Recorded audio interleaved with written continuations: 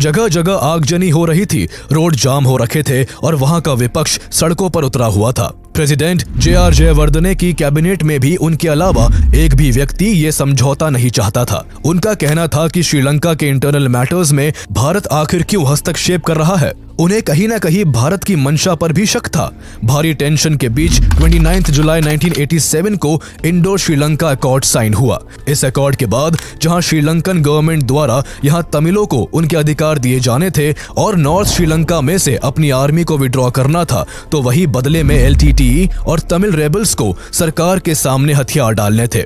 अगले दिन श्रीलंकन नेवी ने राजीव गांधी को गार्ड ऑफ ऑनर दिया, जिस बीच श्रीलंका के एक नौसैनिक ने राइफल के बट से राजीव गांधी पर हमला कर दिया। हालांकि इस हमले में उन्हें कोई गंभीर चोट तो नहीं आई थी, लेकिन इससे इस अकॉर्ड के प्रति श्रीलंका के लोगों का गुस्सा साफ साफ दिखाई पड़ रहा था। वहां बढ़ते वायलेंस को ध्यान में रखते हुए श्रीलंकन गवर्नमेंट ने भारत सरकार से मिलिट्री असिस्टेंस की मांग की। इंडो श्रीलंका अकॉर्ड के तहत भारत सरकार ने वहां जरूरत पड़ने पर अपनी मिलिट्री भेजने की बात भी तय कर रखी थी। इसलिए बिना और भी पहलुओं को कंसिडर किए भारत सरकार ने कुछ ही घंटों में श्रीलंका में पीस एस्टैब्लिशमेंट के लिए अपनी Indian peace keeping force IPKF को श्रीलंका भेज दिया। जब ये सब हो रहा था, उसी दौरान 4 अगस्त 1987 को प्रभाकरण ने सूथुमलाई अम्मान टेम्पल में 1 लाख लोगों के सामने एक भाषण दिया।